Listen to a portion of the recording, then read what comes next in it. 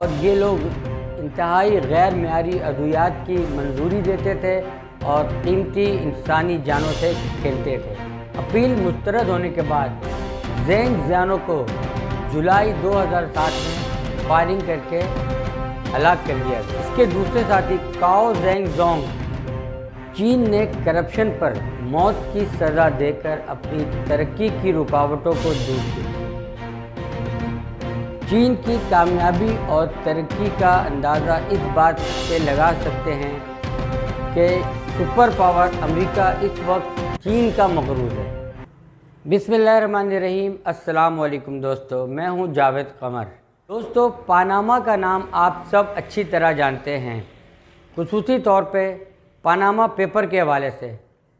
ماضی قریب میں آپ کو یاد ہوگا کہ کرپشن کے ہوش شربا انکشافات کیے گئے تھے پاناما پیپر کے حوالے سے، جس میں کئی درجن بلکہ سینکڑوں کی تعداد میں کرپٹ عناصر کے نام پاناما پیپر میں شائع کیے گئے تھے، جس کے حوالے سے پاناما پورے دنیا میں مشہور ہوا تھا۔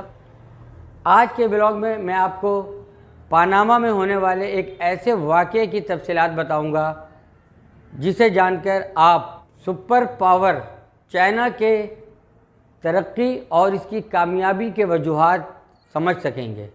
اس ولاگ میں میرے ساتھ اینڈ تک رہیے گا۔ اور دوستو، اگر ابھی تک آپ نے میری یوٹیوب چینل کو سبسکرائب نہیں کیا ہے تو میری چینل کو ضرور سبسکرائب کر لیجئے تاکہ میری آنے والی انٹرسٹنگ اور انفارمیٹیو ویڈیوز آپ کو مل سکیں۔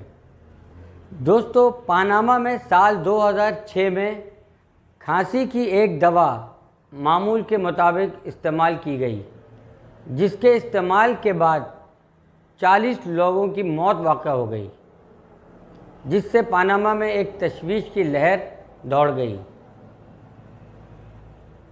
پاناما حکومت نے فوری تحقیقات کا آغاز کیا اور تحقیقات سے یہ ثابت ہوا کہ یہ دوائی چائنا سے درآمد کی گئی تھی۔ فوری طور پہ پاناما کی حکومت نے چائنیز سفیر کو طلب کیا اور اسے تمام واقعات بتائے۔ چائنیز سفیر نے یقین دلایا کہ اس کی شفاف تحقیقات کی جائے گی۔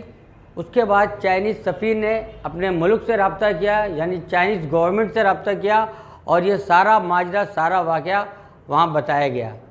اس کے بعد چائنیز حکومت فوری طور پر ایکشن میں آئی اور ایک ہفتے کی تحقیقات کے بعد پوری کہانی سامنے آ گئی۔ معلوم ہوا کہ چائنا کے فوڈ اینڈ ڈرگ اتھارٹی میں زینگ زیانو نامی ایک ڈائریکٹر تھا جو کہ ریٹائر ہو چکا تھا، اور یہ ایک کرپٹ آفیسر تھا۔ اس نے 8 دواساز کمپنی سے $8.5 لاکھ رشوت لے کر کھانسی کی اس دوا سمیت کئی درجن ادویات کی منظوری دی تھی۔ زینگ زیانو نے یہ کام اپنی ریٹائرمنٹ سے چند دنوں قبل کیا تھا تاکہ یہ راز کسی کو پتہ نہ چل سکے۔ دوستو، زینگ زیانو سوچ بھی نہیں سکتا تھا کہ اس کے ریٹائرمنٹ کے بعد یہ کیس کھل جائے گا اور اسے انصاف کے کٹہرے میں لایا جائے گا۔ لہٰذا پولیس نے تحقیقات کے بعد چھاپہ مار کر زینگ زیانو کو گرفتار کیا، اور تحقیقات کے بعد پتہ چلا کہ اس مکروہ دھندے میں اس کے ساتھ اس کے علاوہ ایک اور ڈائریکٹر کاؤ زینگ زونگ بھی شامل ہے۔ یہ 2 ڈائریکٹر اس مکروہ دھندے میں ملوث تھے دوستو، اور یہ لوگ انتہائی غیر معیاری ادویات کی منظوری دیتے تھے اور قیمتی انسانی جانوں سے کھیلتے تھے محض پیسوں کے خاطر۔ دوستو، ان دونوں ڈائریکٹر کی گرفتاری کے بعد، دونوں مجرمان کے شکنجے میں آنے کے بعد برسوں یا مہینوں نہیں، صرف 2 ہفتے کی تحقیقات کے بعد ان پر فرد جرم عائد کر دیا گیا، اور بالآخر کیس عدالت میں پیش کیا گیا، اور چینی عدالت نے اس مکروہ دھندے میں ملوث ان دونوں افسران کو مئی 2007 میں موت کی سزا سنا دی۔ زینگ زیانو نے اس سزا کے خلاف اپیل کی۔ اس کا کہنا تھا کہ میں اپنا جرم تسلیم کرتا ہوں، لیکن میرے اس جرم سے کسی چینی باشندے کو نقصان نہیں پہنچا، کوئی چینی باشندہ ہلاک نہیں ہوا، اور نہ ہی کوئی چینی مدعی سامنے آیا۔ میرے اس جرم کی یہ سزا کافی زیادہ ہے، لہذا میرے اس سزا میں نرمی کی جائے، مجھے رعایت دی جائے۔ زینگ زیانو کی اس اپیل کے بعد چینی عدالت نے کوئی لمبا وقت نہیں لیا، سالوں مہینوں نہیں لیا، جیسا کہ عام طور پر دیگر ممالک میں ہوتا ہے۔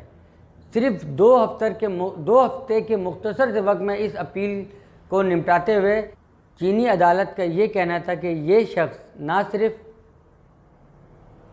انسانی جانوں کا قاتل ہے بلکہ پوری دنیا میں چین کی بدنامی کا بھی باعث ہے، لہذا اس کی سزا برقرار رکھی گئی۔